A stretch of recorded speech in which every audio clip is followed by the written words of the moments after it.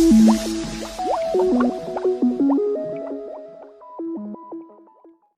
And welcome to make easy में आपका स्वागत है।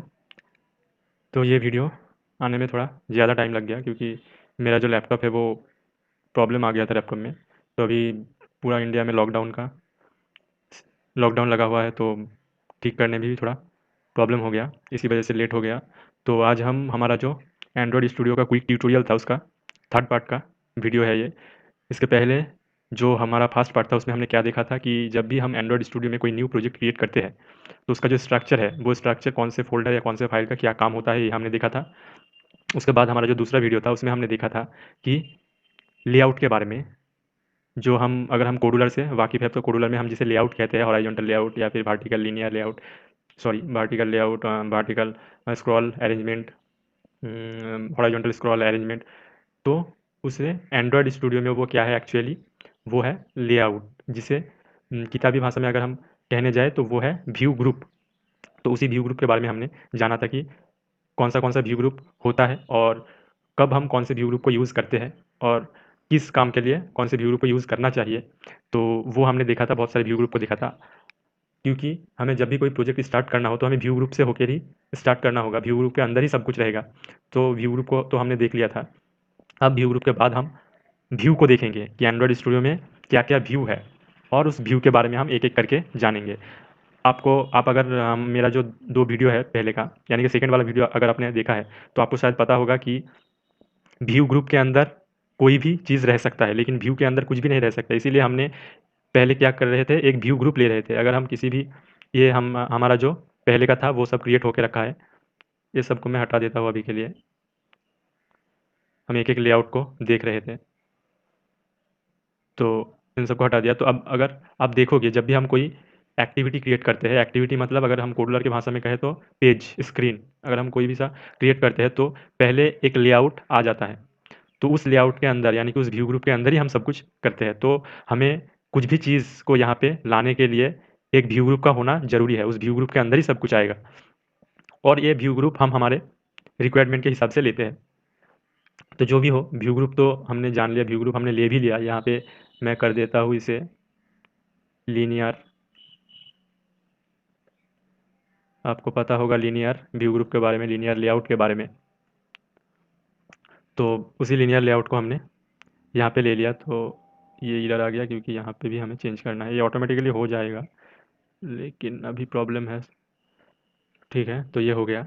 तो अब एंड्रॉयड स्टूडियो का जो व्यू रहता है, उस व्यू के बारे में, व्यू तो बहुत सारा है, लेकिन थोड़ा-थोड़ा करके हम देखेंगे।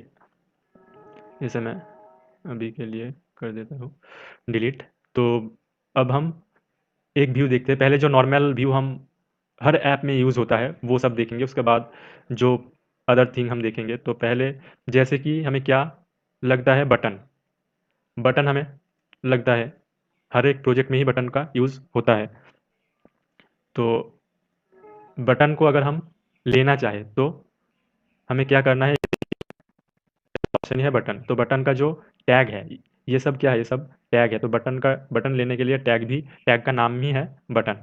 ठीक है। अब जब भी हमने बटन लिया उसका देखिए लेआउट विड्थ, यानी कि इसका चौड़ाई कितना होना चाहिए बटन का। मैच पेरेंट यानी कि ऐप का जो स्क्रीन साइज है वो पूरा का पूरा। और रैप कंटेंट मतलब है कि अनुसार के हिसाब से, यानी कि जितना लगेगा वो साइज वो ऑटोमेटिकली ले लेगा। जितना लगेगा मतलब मैं दिखा देता हूँ एक बार। मैंने विद रैप कंटेंट कर दिया और हाइट भी रैप कंटेंट कर दिया, यानी कि जितना लगेगा वो ले लेगा। हाइट भी जितना लगेगा वो ले लेगा और चौड़ाई भी जितना होगा वो ले लेगा। तो और एक चीज़ कि यहाँ पे जब भी हम कोई टैग को यूज़ करें, वो बटन हो गया या फिर किसी और चीज़ के लिए हो गया, तो बटन का क्लोज़ होना, बटन का नहीं यानी कि व्यू का क्लोज़ होना ज़रूरी है। यहाँ पे अगर आप आखिर में देखोगे तो मैंने क्लोजिंग टैग लगा दिया है यहाँ पे। तो अगर हम यहाँ पे ऐसे ना करें और इसको यहाँ पे क्लोजिंग बटन टैग ऐसे लगाए तो भी होता है। ये जो ऊपर के साइड में है ये क्या है, ये बटन का टैग है जो शुरू हो रहा है, स्टार्ट हो रहा है, और ये आखिर में बटन क्लोज हो रहा है। लेकिन इसे हम ऐसे ना करके यहाँ पर भी एक टैग, क्लोजिंग टैग देके क्लोज कर सकते हैं, जैसे कि ऐसे। तो इसका कोई मतलब नहीं रहेगा क्योंकि यहाँ पर ही हमने इसे क्लोज कर दिया। तो इसे हमने डिलीट कर दिया। तो ये 2 तरीके से हम क्लोज़ कर सकते हैं। तो जैसे कि ये व्यू ग्रुप देख लीजिए, ऊपर के साइड में लीनियर लेआउट जो व्यू ग्रुप है, वो ये क्या है, शुरुआत है व्यू ग्रुप का, और नीचे के साइड में इसका क्लोजिंग टैग लगाया गया है। तो अगर हम किसी के अंदर कुछ चीज़ रखना चाहते हैं, तो ही हम इसी तरीके से लिखते हैं कि ऊपर क्लोज़ करते हैं, उसके अंदर जो हमें रखना होता है, जो हमें लेना होता है, वो हम लेते हैं और आखिर में क्लोज़ कर देते हैं। लेकिन अगर इस लीनियर लेआउट के अंदर हमें कुछ रखना ही नहीं है, तो हम इसे यहाँ पर ही क्लोज़ कर सकते थे। तो क्योंकि हमें इसके अंदर कुछ रखना ही नहीं था, लेकिन अगर इसके अंदर हमें कुछ रखना है, तो इसे जो रखना है, वो इसके अंदर रखना होगा और आखिर में इसे क्लोज़ करना होगा। तो शायद आप समझ गए होंगे। और हम व्यू को इस तरीके से ही क्लोज़ करते हैं। क्यों? क्योंकि आप जानते हैं कि व्यू के अंदर कुछ भी चीज़ हम रख नहीं सकते। व्यू एक खुद में ही एक व्यू है, वो व्यू ग्रुप नहीं है। अगर व्यू ग्रुप होता तो उसके अंदर हम कुछ रख सकते हैं। लेकिन क्योंकि ये व्यू है, तो इसके अंदर कुछ नहीं रख सकते। तो अगर कुछ नहीं रख सकते, तो इसको अलग से क्लोज़ करने का कोई मतलब नहीं है, तो हम इसी में ही क्लोज़ कर देते हैं। तो ये गया। तो मैंने जैसे कि बोला था कि रैप कंटेंट मतलब जितना लगेगा उसे स्पेस, वो ले लेगा, चौड़ाई में भी और लंबाई में भी। तो हम कैसे पता करें कि कितना लगेगा, मतलब ये इसका मीनिंग क्या है? तो आप बटन को देख नहीं पा रहे होंगे, क्योंकि ये कलर अभी किया नहीं है। तो मैं एक बार इसे इसका, और हाँ, ये जो मैं एट्रीब्यूट यूज़ कर रहा हूँ टैग के अंदर, जैसे कि यहाँ पे लीनियर लेआउट के अंदर मैं एक एट्रीब्यूट यूज़ कर रहा हूँ, ओरिएंटेशन। ओरिएंटेशन मतलब लीनियर लेआउट का वीडियो, अगर इसके पहले वाला वीडियो अगर आपने देखा होगा, तो आपको पता होगा कि लीनियर लेआउट को हम 2 तरीके से ही यूज़ कर सकते हैं, एक वर्टिकली या फिर हॉरिज़ॉन्टली। तो सॉरी, मैं यहाँ पे ओरिएंटेशन सेट करना नहीं चाहता था मैं। कर ही देते हैं, और ओरिएंटेशन कर देते हैं क्या, वर्टिकली। तो ये वर्टिकली दिखेगा, ऊपर नीचे साइड में दिखेगा। और एक चीज़ मैं करना चाहता था, वो था ग्रेविटी। और एक एट्रीब्यूट है ग्रेविटी बोल के। ग्रेविटी एट्रीब्यूट क्या काम करता है? ग्रेविटी एट्रीब्यूट काम करता है कि जैसे कि देख लीजिए, जैसे ही मैं ग्रेविटी लिख दिया, तो मुझे ऑप्शन दे दिया centre, and, bottom, centre, horizontal, ऐसे करके बहुत सारा ऑप्शन है। तो ग्रेविटी मतलब इस लीनियर लेआउट के अंदर जो जो व्यू रहेगा, वो कहाँ पे रहेगा। अगर मैं ग्रेविटी को सेंटर कर देता हूँ, तो मैं ये लीनियर लेआउट में जो भी लूँगा, वो सेंटर में आ जाएगा। ये देखिए, मैंने जो बटन लिया था, वो सेंटर में आ गया। तो बटन को मैं थोड़ा कलर कर देता हूँ, बैकग्राउंड कलर, तो आपको समझ में आ जाएगा। तो बैकग्राउंड कलर करने के लिए हमारा एट्रीब्यूट रहता है बैकग्राउंड बोल के। अगर बी लिखोगे, तो यहाँ पे देख सकोगे एंड्रॉयड बैकग्राउंड आ गया। तो यहाँ पे मैं कोई सा भी एक कलर का कोड दे देता हूँ, और कलर का कोड मैं दे देता हूँ,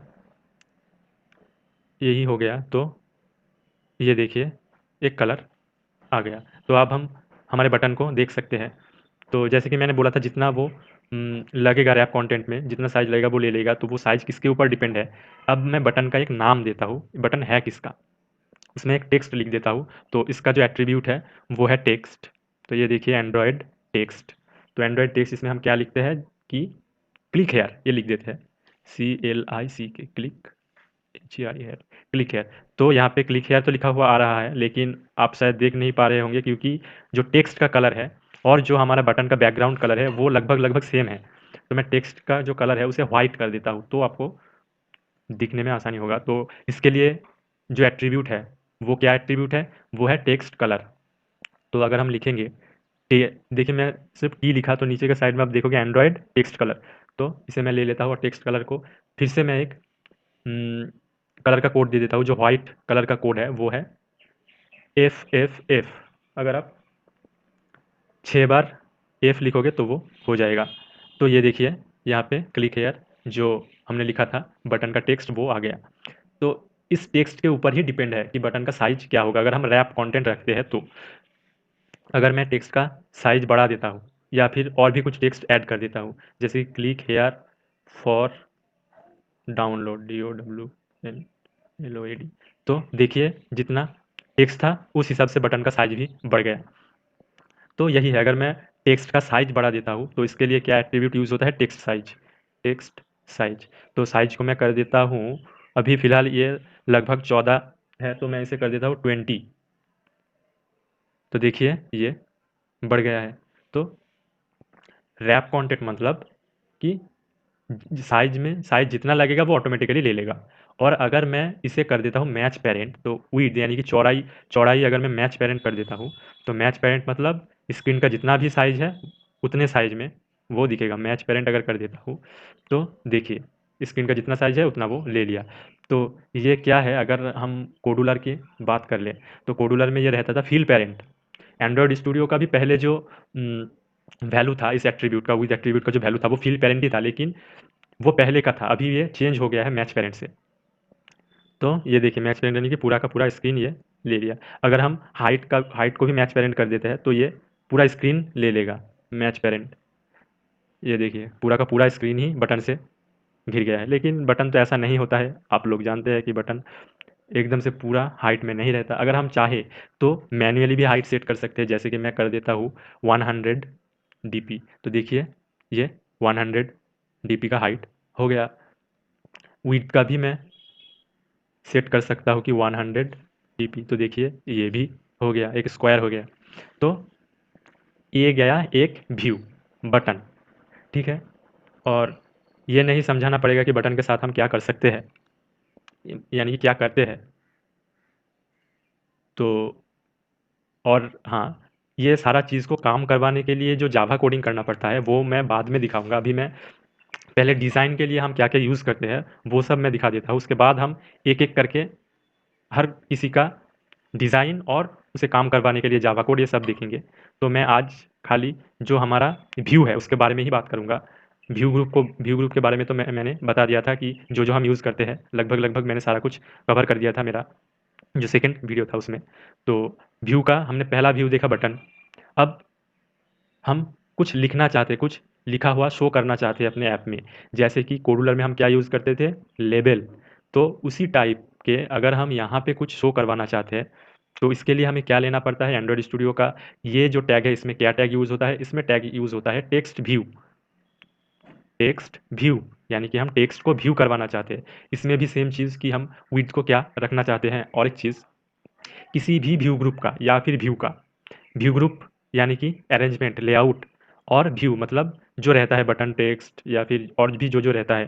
तो इन सब में 2 एट्रिब्यूट कॉमन है, 2 एट्रिब्यूट मैंडेटरी है, यानी कि लगाना ही है। उस 2 एट्रिब्यूट के बिना नहीं होगा। वो 2 एट्रिब्यूट क्या है? विड्थ और हाइट, यानी कि चौड़ाई कितना होगा और लंबाई कितना होगा। ये जो 2 एट्रिब्यूट है, ये एट्रिब्यूट हर किसी में होता है और ये लगाना ही पड़ता है। अगर ये हम नहीं लगाते तो वो काम नहीं करता। तो 2 मैंडेटरी एट्रिब्यूट है विड्थ और हाइट। तो अब जब भी कोई भी कोडिंग करेंगे तो हम अब सब में देखेंगे ये विड्थ और हाइट है ही है। तो टेक्स्ट व्यू का भी विड्थ हम इसे मैच पैरेंट ही कर देते हैं कि हमारा जो भी ऐप का स्क्रीन साइज़ है वो चौड़ाई में वो सारा का सारा पार्ट ले ले और लंबाई में जितना लगेगा वो उतना ही ले, यानी कि हम करेंगे रैप कंटेंट। तो जैसे कि हमने इसको तो स्टार्ट किया, इसे क्लोज़ भी करना होता है तो क्लोजिंग टैग हम लगा देते हैं। अभी टेक्स्ट व्यू में क्या टेक्स्ट शो होगा ये हमने नहीं दिया है, तो वो भी हम दे देते हैं कि टेक्स्ट व्यू का टेक्स्ट होगा, या कुछ भी हम लिख देते हैं, खाली देखने के लिए ही है। तो इसे ही मैं कर ले रहा हूँ कॉपी और बार-बार पेस्ट कर देता हूँ। तो ये देखिए मैं पेस्ट कर दिया, ठीक है।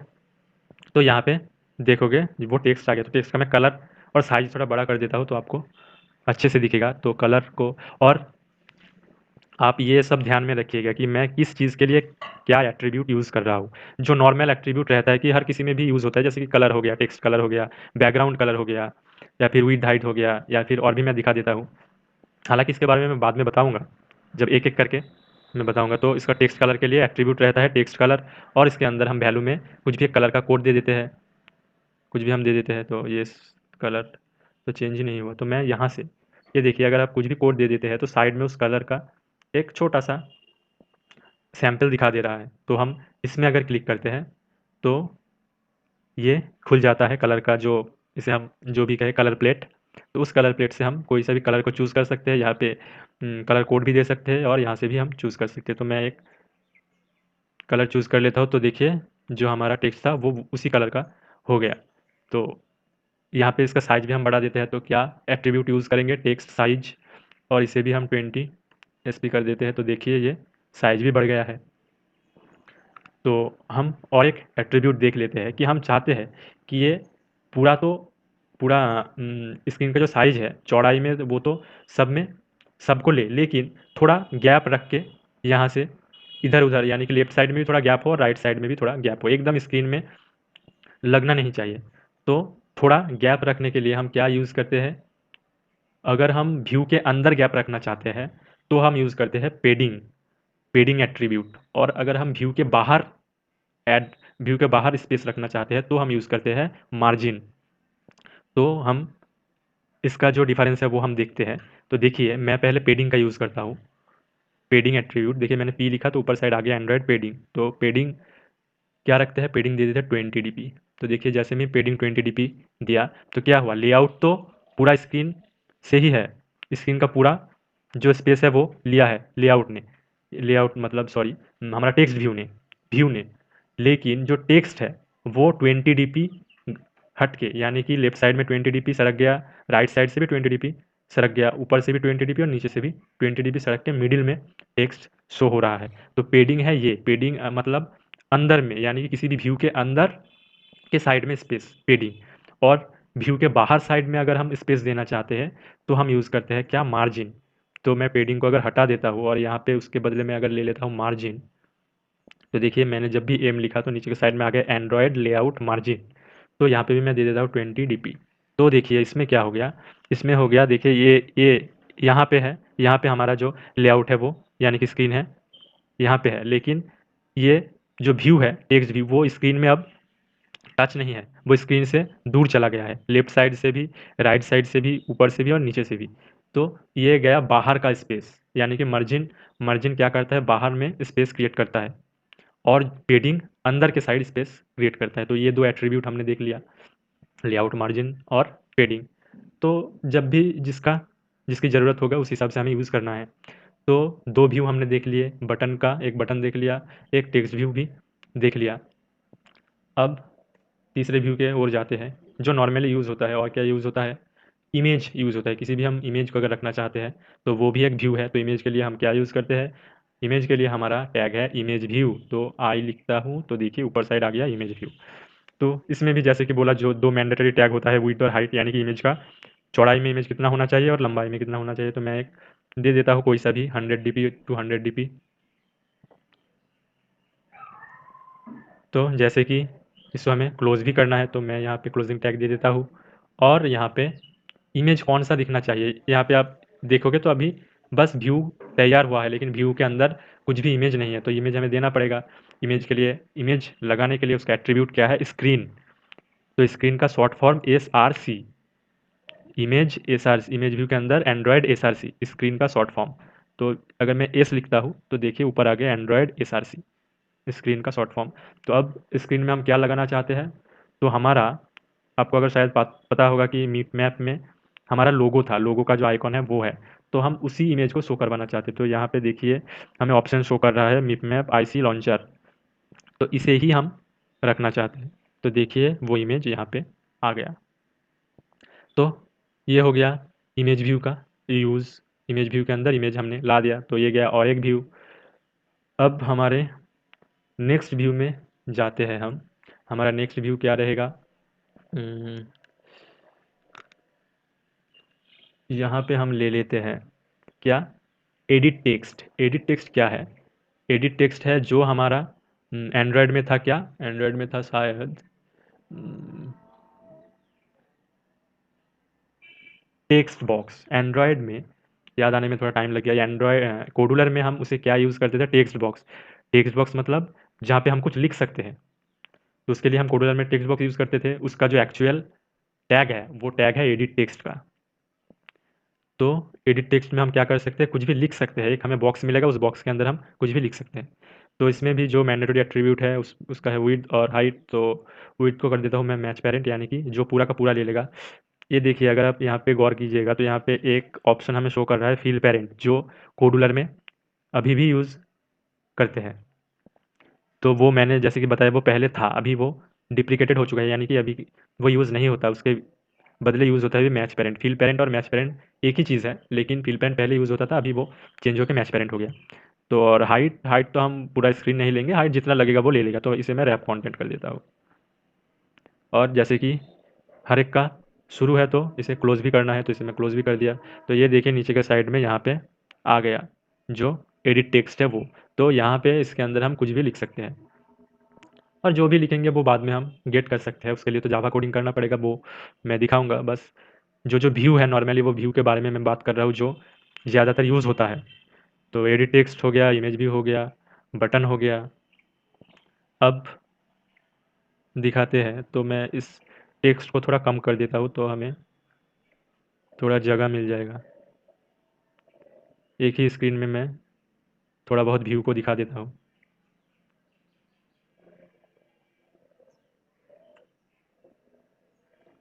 और थोड़ा कम कर देता हूँ, तो अभी ठीक है।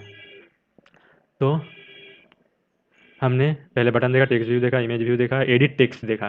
तो एडिट टेक्स्ट को हम समझ नहीं पा रहे हैं, तो एडिट टेक्स्ट का थोड़ा बैकग्राउंड कलर हम दे देते हैं तो ठीक से समझ आएगा। तो बैकग्राउंड कलर देने के लिए एट्रीब्यूट क्या है, बैकग्राउंड। तो बैकग्राउंड यूज़ करेंगे और बैकग्राउंड का कलर हम दे देंगे, हमारा जो ये कलर है ऊपर के साइड में जो एक्शन बार का कलर है उसी को दे देते हैं। तो कलर प्राइमरी, ये देखिए उसी कलर का आ गया। इसका जो लंबाई है यानी कि हाइट है वो कम दिख रहा है, तो हाइट हम मैन्युअली दे देते हैं कुछ 50 dp, 50 दे देते हैं, तो ये आ गया। और कलर को भी हम थोड़ा चेंज कर देते हैं, ये दिखने में कैसा लग रहा है, 1 2 3, अभी ठीक है।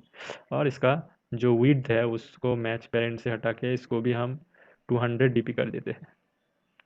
ओ सॉरी, 20 dp हो गया, 200 dp। तो अब यहाँ पे आप देख सकते हैं। और एक चीज़ यहाँ पे मैं बता दूँ, जैसे कि यहाँ पे अगर आप देखोगे तो इमेज और टेक्स्ट व्यू दोनों टच हो गया है, अटैच हो गया है, लेकिन हम इसके मिडिल में गैप रखना चाहते हैं, यानी कि इमेज व्यू ऊपर के साइड में जो इमेज व्यू है और जो नीचे एडिट टेक्स्ट है उस मिडिल में हम थोड़ा गैप रखना चाहते हैं। तो अगर हम कोडुलर की बात करें तो हम क्या करते थे, हम एक स्पेस बोल के एक क्या रहता था, प्रॉपर्टीज़ रहता था, उसे हम ड्रैग ड्रॉप कर देते थे स्पेस का। लेकिन यहाँ पे उसकी ज़रूरत नहीं है, यहाँ पे हम क्या कर सकते हैं, यहाँ पे हम मैंने जैसे कि बताया था मार्जिन सेट कर सकते हैं। इसमें जैसे मार्जिन सेट किया, बाहर के साइड में गैप, और पेडिंग होता है अंदर के साइड में गैप, लेकिन अंदर के साइड में तो हमें गैप नहीं चाहिए, बाहर के साइड में चाहिए। तो ये हम मार्जिन को यूज़ करते हैं यहाँ पे। तो मार्जिन हम, लेकिन ये हम हमारा जो कोडुलर है वहाँ पे हम यूज़ नहीं कर सकते हैं। तो यहाँ पे जैसे कि इमेज व्यू है, इमेज व्यू में अगर हम मार्जिन सेट करें तो भी चलेगा, अगर हम हमारा एडिट टेक्स्ट है उसमें मार्जिन सेट करें तो भी एक गैप आ जाएगा। लेकिन हम चाहते हैं कि हम हर एक साइड में लेना नहीं चाहते, हम खाली नीचे के साइड में लेना चाहते हैं मार्जिन। तो हम वैसा भी कर सकते हैं कि अगर हम जैसे कि यहाँ पे मैंने यूज़ किया था लेआउट मार्जिन, तो इसमें हमने कोई कोई भी एक साइड को डिक्लेयर नहीं किया था। तो अगर हम इस एट्रीब्यूट को यूज़ करते हैं लेआउट मार्जिन, तो हर साइड में 20 dp का मार्जिन आ जाएगा। लेकिन अगर हम किसी वन साइड में चाहते हैं, जैसे कि मैं इस केस में इमेज वाले केस में, इमेज व्यू वाले केस में मैं बॉटम में यानी कि नीचे के साइड में मार्जिन चाहता हूँ, तो इमेज व्यू में मैं जाता हूँ, वहाँ पे मैं क्या लिखूँगा कि margin bottom, layout margin bottom. तो मैं खाली एम टाइप करता हूँ, तो मैं यहाँ पे आप देखोगे नीचे के साइड में ऑप्शन दे रहा है। आप जब पहली बार करोगे तो कोशिश करना कि सब कुछ लिख लिख के करो, तो क्या होगा आपको याद रह जाएगा। तो ये देखिए नीचे के साइड में क्या आ रहा है, Android layout margin bottom, right left ऐसे करके सबका मिलेगा। तो मैं नीचे के साइड में रखना चाहता हूँ बॉटम, तो इतना रखना चाहता हूँ, इसमें भी मैं 20 dp कर देता हूँ। तो देखिए एक गैप आ गया, इमेज व्यू के नीचे एक गैप आ गया।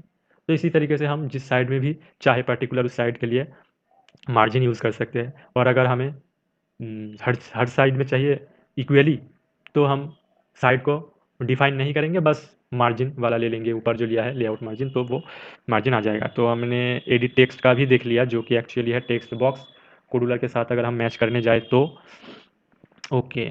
उसके बाद और एक व्यू क्या होता है, यहाँ पर ही हमें जो जो ऑप्शन दे रहा है उसमें ही हम देख लेते हैं। हमने एडिट टेक्स्ट देख लिया, इमेज व्यू देख लिया, टेक्स्ट व्यू देख लिया, बटन देख लिया, लीनियर लेआउट, रिलेटिव लेआउट, ये तो सब है। व्यू ग्रुप, तो यहाँ पे जैसे कि है स्पिनर, तो स्पिनर का भी हम देख लेते हैं। इसका भी हम ये नहीं देते हैं, स्पिनर का हम दे देते हैं 300 dp चौड़ाई में, और लंबाई कर देते हैं 50 dp, और आखिर में इसे कर देते हैं क्लोज। तो हम शायद देख नहीं पा रहे होंगे, ये देखिए मैं जब कर्सर को ले गया तो दिख रहा है, तो इसे मैं फिर से कुछ कलर दे देता हूँ बैकग्राउंड का ताकि आपको नज़र में आए। तो इसका बैकग्राउंड कलर 1 2 3 जो भी आए आ जाए, कुछ ना कुछ तो होगा ही। तो ये एक ब्लैक कलर आ गया। तो इसमें भी मैं थोड़ा गैप रख देता हूँ। तो मैं अगर स्पिनर का गैप रखना चाहूँ, ये ऊपर का साइड में जो एडिट टेक्स्ट है उसके, तो ये इसमें मार्जिन हमें ऊपर में सेट करना है स्पिनर में। तो स्पिनर में मार्जिन टॉप, ये देखिए लेआउट मार्जिन टॉप, इसमें भी मैं कर देता हूँ 20 dp, तो ऊपर के साइड में गैप आ गया। तो ये हो गया स्पिनर। तो स्पिनर में स्पिनर एक्चुअली है क्या, तो मैं यहाँ पे ये कलर को अभी के लिए हटा देता हूँ, या फिर मैं कलर को लाइट कलर कर देता हूँ कोई सा भी, इसका ही लाइट वर्जन कर देता हूँ। ये हो गया लाइट वर्जन। तो अब ठीक है। तो ये स्पिनर, स्पिनर मतलब क्या है, स्पिनर मतलब ये ड्रॉप डाउन जैसा है, यानी कि इसके अंदर कुछ बहुत सारा आइटम रहेगा लिस्ट के तौर पर। जब भी हम इसे क्लिक करेंगे तो वो लिस्ट ड्रॉप डाउन के जैसे खुल जाएगा, और उस लिस्ट के अंदर से हम कुछ भी सिलेक्ट कर सकते हैं। मान लो कि ये एक स्कूल का एप्लीकेशन है, और यहाँ पे हमें क्लास सिलेक्ट करने को बोल रहा है, और इसके अंदर लिस्ट में 1 2 3 4 5 6 करके क्लास का लिस्ट है, और हम जब भी इसे क्लिक करते हैं तो ड्रॉप डाउन के हिसाब से एक लिस्ट खुल जाता है। वहाँ पे सारा कुछ क्लास का ऑप्शन रहता है, हम जिस भी क्लास में सिलेक्ट करते हैं वो यहाँ पे सिलेक्ट होके आ जाता है। तो ये ड्रॉप डाउन को क्रिएट करने के लिए इसका जो टैग है वो है स्पिनर। तो स्पिनर के साइड राइट साइड में अगर आप गौर करोगे तो यहाँ पे एक आइकन रहता है, तो वो आइकन यहाँ पे दिख नहीं रहा, तो उसका मैं एक कलर सेलेक्ट करता हूँ तो शायद दिख जाए। बैकग्राउंड टिंट बोल के जो है उसके मैं प्राइमरी कलर अगर सिलेक्ट कर देता हूँ तो नहीं दिख रहा।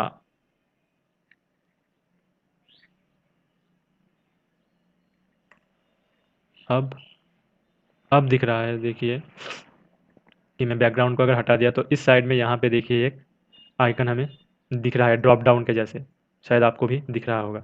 तो ऐसे ही ड्रॉप डाउन के लिए हम ये टैग को यूज़ करते हैं स्पिनर। ये गया व्यू एक, और एक व्यू है हमारा जो रेडियो बटन है उसके लिए। रेडियो बटन, ये रैप कंटेंट कर देता हूँ, क्लोज कर देता हूँ, और इसमें दे देता हूँ मैं टेक्स्ट की क्लास 1। तो आप देख सकोगे कि क्लास 1 उसके लेफ्ट साइड में एक राउंड करके आइकन आ गया। इससे भी आप वाकिफ़ होंगे, इससे भी आप जानते होंगे कि ये किस किस जगह यूज़ करते हैं। तो मैं और एक कॉपी करके पेस्ट कर दिया, यहाँ पे लिख दिया 2। तो मान लीजिए ये हम किस चीज़ में यूज़ करते हैं, या फिर कहाँ यूज़ करना किया जा सकता है इसे। हम यूज़ कर सकते हैं कि हमने कोई क्विज़ एप्लीकेशन क्रिएट किया है और वहाँ पे मल्टीपल चॉइस टाइप का क्वेश्चन है, तो ऊपर के साइड में क्वेश्चन रह गया कि व्हाट इज़ ब्ला ब्ला ब्ला, और उसका जो ऑप्शन रहता है वो इस तरीके से हम ऑप्शन दे सकता है 1 2 3 4 करके, और जो भी ऑप्शन सही होगा उसमें जब क्लिक करेगा तो इसमें टिक आ जाएगा। तो यहाँ पे तो अभी तो टिक नहीं है, जब हम ऐप को एक्सपोर्ट करेंगे तो उसमें अगर हम क्लिक करेंगे तो यहाँ पे टिक आ जाएगा। लेकिन अगर हम किसी में पहले से ही टिक दिया हुआ रखना चाहते हैं तो यहाँ पे अगर हम कर देते हैं क्या सिलेक्ट, देखिए ये देखिए मैंने सी लिखते ही आ गया चेक एंड्रॉयड चेक। यहाँ पे अगर हम कर देते हैं ट्रू तो ये देखिए यहाँ पे सिलेक्ट हो गया। आप शायद देख पा रहे होंगे यहाँ पे ये सिलेक्ट हो गया पहले से ही। और अब अगर इसमें कोई क्लिक करता है तो ये अनसिलेक्ट हो जाएगा, अनचेक्ड हो जाएगा। तो ये जो रेडियो बटन है वो भी आप समझ गए होंगे। और एक हम लेते हैं चेक बॉक्स। तो चेक बॉक्स, इसे भी हम रैप कंटेंट कर देते हैं, यानी कि जो लगेगा वो ले लेगा। और इसका टेक्स्ट हम कर देते हैं कुछ भी, हमारा जो ऐप नेम है वही हम, या फिर ओके। तो ये हमने लिख दिया। तो यहाँ पे अगर आप देखोगे, मैं साइज को थोड़ा बड़ा कर लेता हूँ। यहाँ पे अगर आप देखोगे तो इस साइड यहाँ पे जो है ये क्या आया है, ये जो स्क्वायर वाला एक बॉक्स है वो आ गया है। ये दोनों को सेम तरीके से हम यूज़ कर सकते हैं। ये बस राउंड है और ये क्या है, एक स्क्वायर बॉक्स है। ये हम ज़्यादातर आपको दिखेगा जब भी हम कहीं पे साइन अप करने जाते हैं या फिर रजिस्टर करने जाते हैं, वहाँ पे एक लिखा हुआ आ रहा है, ये लिखा हुआ रहता है कि आप अगर हमें हमारे यहाँ पे ऐप में या फिर वेबसाइट में कहीं पे भी रजिस्टर करते हो तो आप हमारा जो प्राइवेसी पॉलिसी है उसे एक्सेप्ट कर लेते हो। तो उसके बगल में ये स्क्वायर वाला बॉक्स रहता है, इसे हमें चेक करना पड़ता है।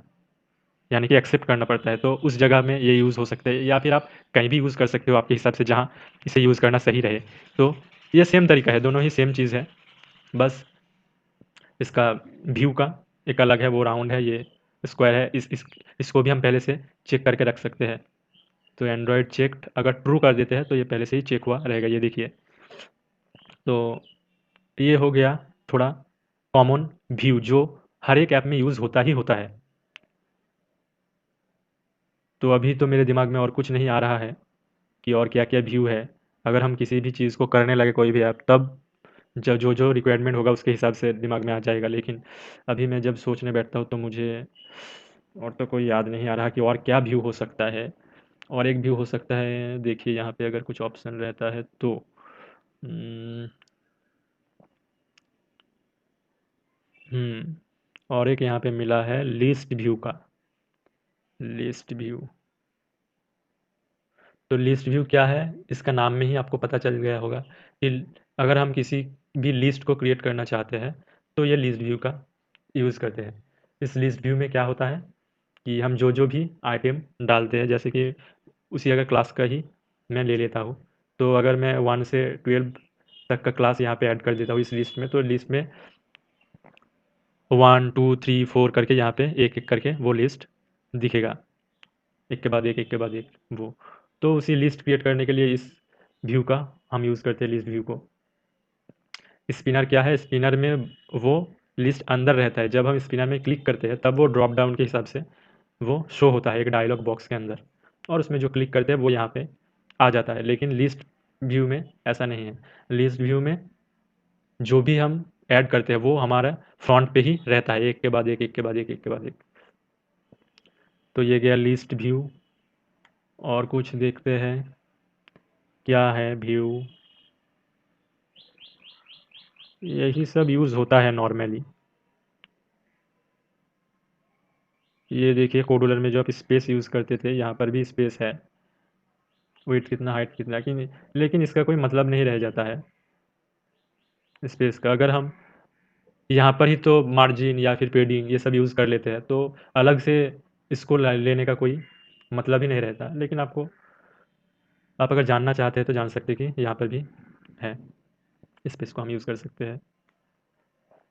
लेकिन आज तक तो मुझे कभी इसकी ज़रूरत नहीं पड़ा। और एक चीज़, यस, यहाँ पे मिल गया सीक बार। तो सीक बार बेसिकली क्या होता है, सीक बार इसका विड्थ में कर देता हूँ मैच पेरेंट, हाइट में कर देता हूँ रैप कंटेंट, और इसे कर देता हूँ मैं क्लोज। तो आपको शायद दिख गया होगा कि अगर किसी भी MP3 म्यूज़िक प्लेयर है, उसमें जब सॉन्ग प्ले होता है तो उसके हिसाब से ये जो सीक बार है वो थोड़ा-थोड़ा करके जितना भी प्रोसेस होता है टाइम के हिसाब से वो बढ़ता जाता है सीक बार। और आप कहाँ पे देखे होंगे, आप अपने मोबाइल के जो ब्राइटनेस को घटाते हैं या बढ़ाते हैं, तो उसमें आप जो भी व्यू को देखते हैं वो एक्चुअली क्या है, वो सीक बार है। आप इसको यहाँ पे पकड़ के स्लाइड करके यहाँ पे ले जा सकते हैं या फिर घटा सकते हैं, तो वो सीक बार है। तो सीक बार और एक व्यू के बारे में हमने जान लिया, सीक बार रहता है। और क्या-क्या है, और एक मिल गया स्विच। ये स्विच क्या है, इसके साथ भी आपको कोडुलर में ही, अगर कोडुलर जानते हैं या फिर एंड्रॉयड डेवलपमेंट के बारे में जानते हैं, स्विच का भी आपको मालूम होगा। स्विच एक, ये स्विच व्यू में क्या होता है, मैं इसको पहले वो रैप कंटेंट कर देता हूँ इसका हाइट एंड विड्थ को। तो यहाँ पे देखिए इसका मैं साइज को थोड़ा बड़ा कर देता हूँ तो आपको दिखेगा 100 dp और 100।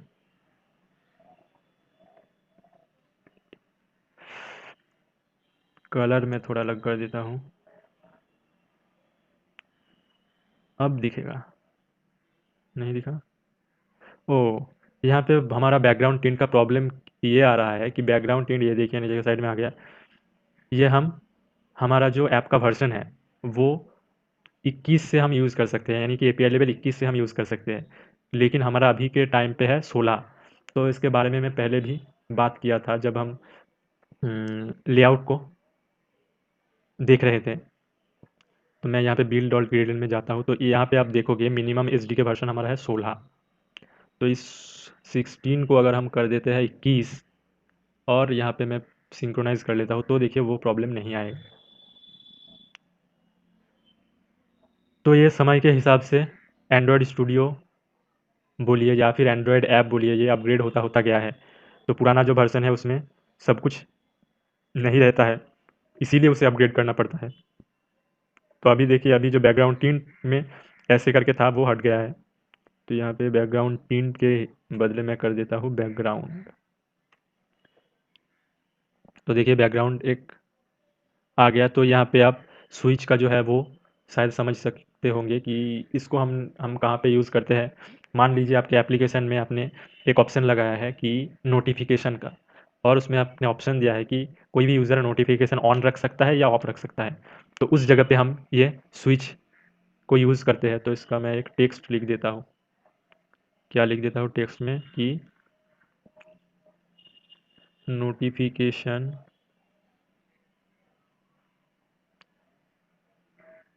तो यहाँ पे बहुत छोटा आ गया, तो इसको मैं साइज को थोड़ा बड़ा कर देता हूँ।